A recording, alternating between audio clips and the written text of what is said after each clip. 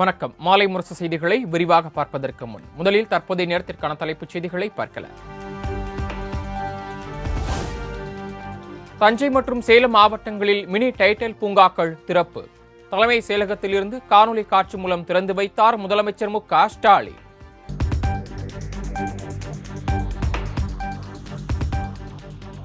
சேலத்தில் திறக்கப்பட்டுள்ள mini tidal பூங்கா மூலம் 500க்கும் மேற்பட்டோருக்கு வேலை வாய்ப்பு கிடைக்கும். மினி டைடல் பார்க்கில் தொழில் தொடங்க தனியார் நிறுவனங்களுக்கு தமிழ்நாடு அரசு அழைப்பு.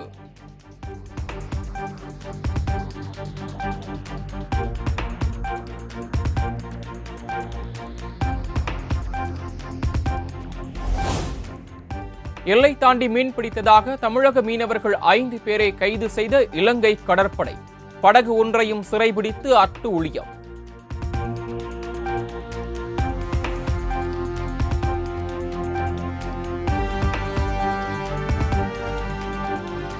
வெளியுறவுத்துறை அமைச்சர் ஜெய்சங்கருக்கு முதலமைச்சர் மு.க. ஸ்டாலின் கடிதம்.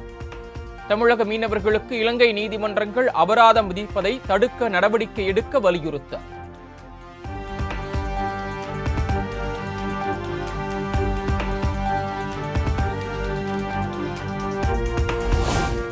எங்கே சென்றார்கள் திமுக கூட்டணியின் 40 எம்பிக்கள்? தமிழக மீனவர்கள் கைதை சுட்டிக்காட்டி முதலமைச்சர் மு.க. ஸ்டாலினுக்கு எதிர்க்கட்சித் தலைவர் எடப்பாடி பழனிசாமி கேள்வி.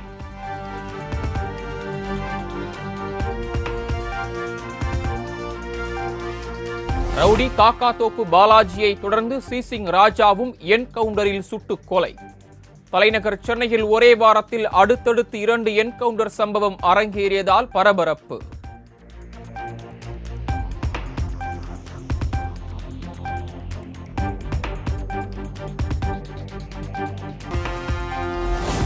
பிரபல ரவுடி சிசிங் ராஜா என்கவுண்டர் செய்யப்பட்ட இடத்தில் சோழிங்கநல்லூர் மாஜிஸ்திரேட் ஆய்வு. என்கவுண்டர் மற்றும் துப்பாக்கி பதுக்கி வைக்கப்பட்டிருந்த இடம் எங்கிருந்து சுட முயற்சித்தார் என்பது குறித்து விசாரணை.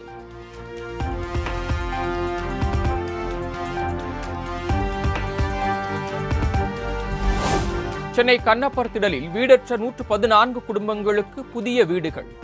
அமைச்சர் உதயநிதி ஸ்டாலின் வீடுகளுக்கான ஒதுக்கீட்டு ஆணைகளை வழங்கினார்.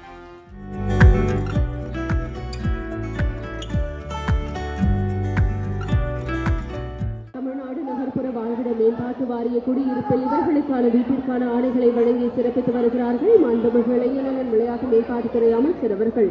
கண்ணப்பர்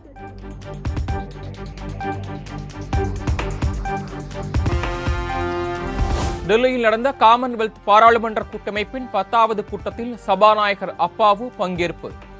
தமிழ்நாடு சட்டமன்றத்தில் நிறைவேற்றப்படும் மசோதாக்களை பயன்பாட்டுக்கு கொண்டு வர முடியவில்லை என கவலை.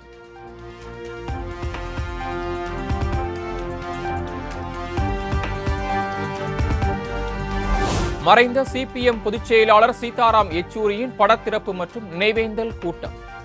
யெச்சூரியின் உருவப்படத்தை திறந்து வைத்து முதலமைச்சர் மு.க. ஸ்டாலின் மலர் தூவி மரியாதை.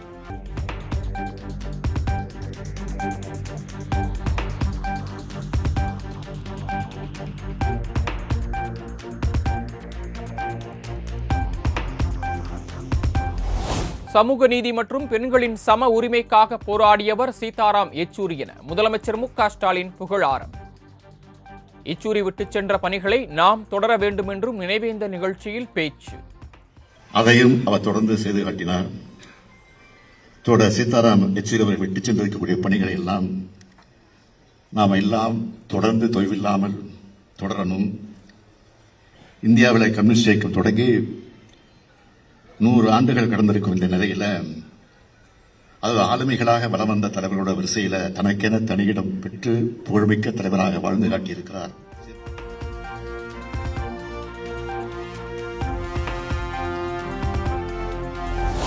பெண்களுக்கு சொத்துரிமை, வாக்குரிமை, இடஒதுக்கீடு வழங்கியது திராவிட சித்தாந்தம். ஆங்கிலேயரின் ஏமாற்று கோட்பாடே மதச்சார்பின்மை என்ற ஆளுநர் ஆர்.என். ரவியின் பேச்சுக்கு அமைச்சர் மனோ தங்கராஜ் பதிலடி.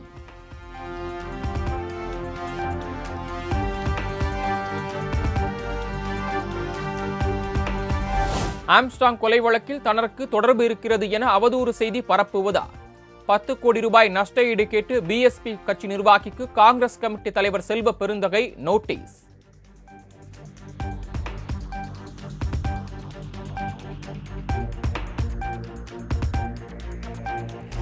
சென்னை உயர்நீதிமன்றத்திற்கு புதிதாக நியமிக்கப்பட்ட 3 நீதிபதிகள் பதவியேற்பு. பொறுப்பு தலைமை நீதிபதி கிருஷ்ணகுமார் புதிய நீதிபதிகளுக்கு பதவி பிரமாணம் செய்து வைத்தார்.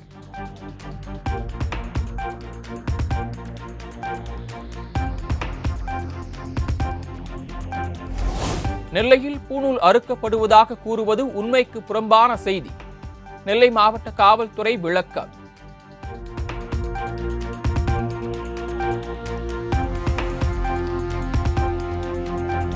கள்ளக்குறிச்சி விஷச்சாராய வழக்கில் விரைவில் குற்றப்பத்திரிகை தாக்கல் செய்யப்படும்.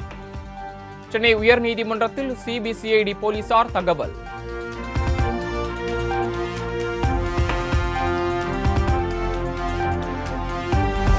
மீண்டும் கல்வராயன் மலையில் களை கட்டும் கள்ளச்சாராய வியாபாரம். கள்ளச்சாராய சொர்க்க பூமியாக காட்சியளிக்கும் கல்வராயன் மலை 4 மாவட்ட காவல்துறைக்கு சவால் விடும் சாராய வியாபாரிகள்.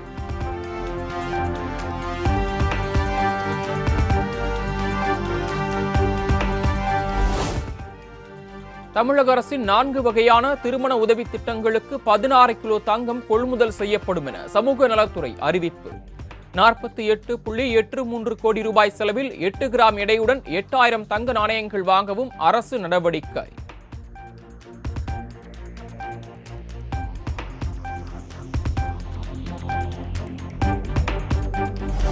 முன்னாள் அமைச்சர் C Vijayabaskar, P V Ramana ஆகியோர் அக்டோபர் 14ஆம் தேதி நேரில் ஆஜராக வேண்டும்.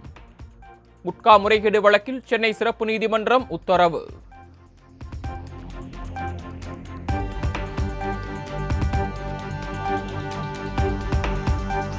மதுரையில் உள்ள நக்கீரர், பெரியார் ஆகிய 2 தோரண வாயில்களை இடித்து அகற்ற உயர்நீதிமன்ற மதுரை கிளை உத்தரவு. போக்குவரத்திற்கு இடையூறாக உள்ள நுழைவு வாயில்களை 6 மாதத்தில் அகற்றவும் மாநகராட்சி ஆணையருக்கு அறிவுறுத்தல்.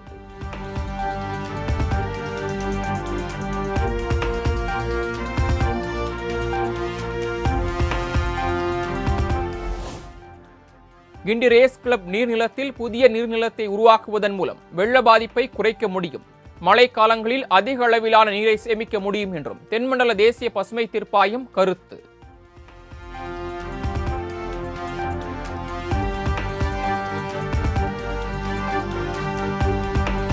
RSS ஊர்வலத்திற்கு அனுமதி அளிக்க விதிமுறைகளை உருவாக்கிய பின்னரும் அனுமதி வழங்குவதில் ஏன் தாமதம்? தமிழக காவல்துறைக்கு சென்னை உயர்நீதிமன்றம் கேள்வி.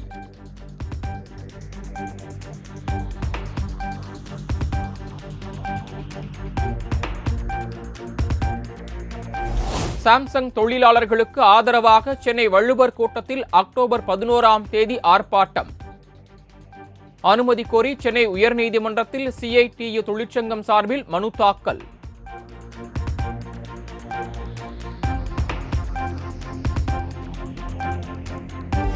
ஊதிய உயர்வு, 8 மணி நேர வேலை உள்ளிட்ட கோரிக்கைகளை வலியுறுத்தி 15வது நாளாக சாம்சங் ஊழியர்கள் வேலை நிறுத்தம். அடையாள அட்டை முடக்கப்படும், தீபாவளி போனஸ் பிடித்தம் செய்யப்படும் என சாம்சங் நிர்வாகம் எச்சரிக்கை.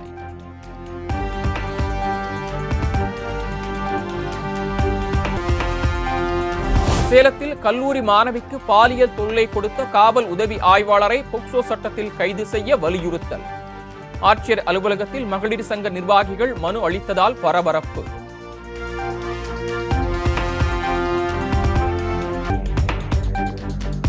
கேரளாவை சேர்ந்த நர்சிங் கல்லூரி மாணவியை கடத்தி பாலியல் பலாத்காரம் செய்த கொடூரம். திண்டுக்கல் ரயில் நிலையத்தில் விட்டுச் சென்ற மர்ம நபர்கள் குறித்து போலீசார் விசாரணை.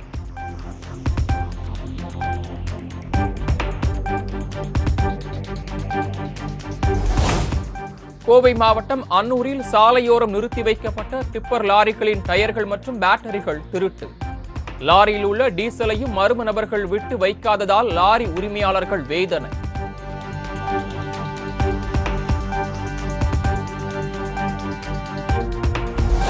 காரைக்கால் மானாம்பேட்டை பகுதியில் காஃபி நிறத்தில் வரும் குடிநீர். சுகாதாரமற்ற நீரை பருகிய 20க்கும் மேற்பட்டோருக்கு வாந்தி பேதியால் பரபரப்பு.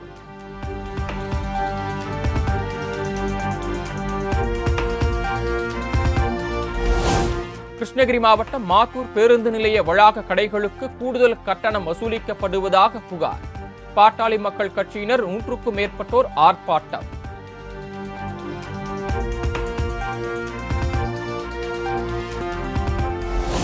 தூத்துக்குடி மாவட்ட ஆட்சியர் அலுவலகத்தை முற்றுகையிட்டு 10க்கும் மேற்பட்ட மீனவ கிராமத்தினர் போராட்டம். நைட்ரஜன் சிலிண்டர் வைத்து சங்கு குளிக்கும் நபர்கள் மீது கடும் நடவடிக்கை எடுக்கவும் வலியுறுத்தல்.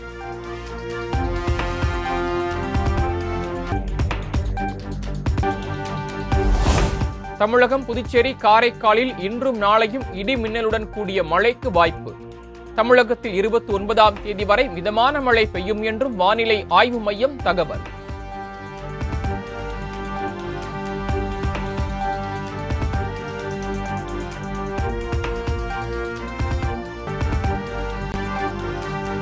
குழந்தைகள் அடங்கிய ஆபாச படங்களை தனிப்பட்ட முறையில் பதிவிறக்கம் செய்து பார்ப்பது குற்றமல்ல என்ற சென்னை உயர்நீதிமன்றத்தின் தீர்ப்பு ரத்து. சென்னை உயர்நீதிமன்றம் வழக்கை சரியாக கையாளவில்லை என உச்சநீதிமன்றம் கருத்து.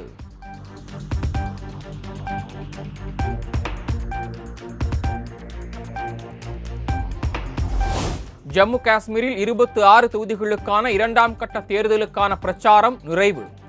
நாளை மறுநாள் வாக்குப்பதிவு நடைபெறும் நிலையில் ராகுல், நட்டா, மெஹபூபா முஃப்தி உள்ளிட்ட தலைவர்கள் தீவிர பிரச்சாரம்.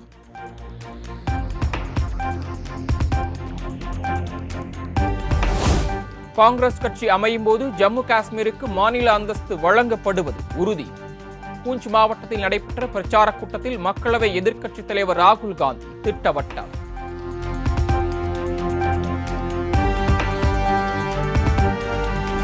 திருப்பதி ஏழுமலையான் கோயிலுக்கு நெய் சப்ளை செய்த நிறுவனத்திற்கு விளக்கம் கேட்டு மத்திய சுகாதாரத்துறை நோட்டீஸ். 4 நிறுவனங்களில் ஒரு நிறுவனத்தின் நெய்யில் கலப்படம் இருப்பது ஆய்வில் உறுதி செய்யப்பட்டுள்ளதாக தகவல்.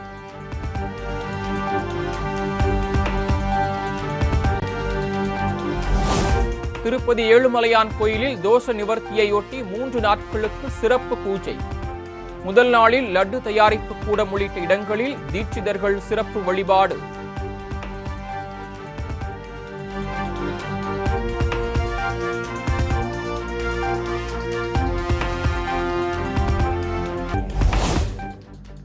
பஞ்சாப் மாநிலத்தில் ஆம் ஆத்மி கட்சி எம்எல்ஏக்கள் 5 பேர் புதிய அமைச்சர்களாக பதவியேற்பு. உள்துறை, நீதி, விளையாட்டு உள்ளிட்ட 8 துறைகளை கவனிக்கிறார் முதலமைச்சர் பகவந்த் மான்.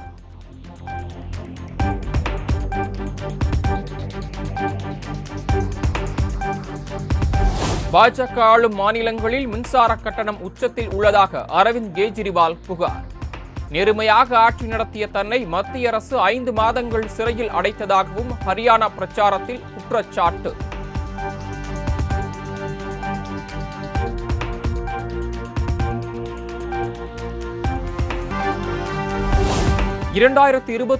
ஆண்டுக்கான ஆஸ்கர் விருதுக்கு 6 தமிழ் திரைப்படங்கள் உள்ளிட்ட 28 திரைப்படங்கள் ஆஸ்காருக்கு பரிந்துரை.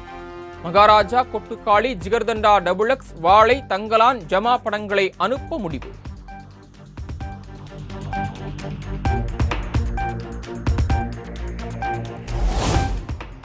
சிறந்த வெளிநாட்டு திரைப்படத்திற்கான ஆஸ்கர் விருதுக்கு லாபட்டா லேடிஸ் படம் பரிந்துரை. ஆஸ்கருக்கு பரிந்துரைக்கப்பட்டுள்ள திரைப்படங்கள் குறித்து இந்திய திரைப்பட கூட்டமைப்பு அறிவிப்பு.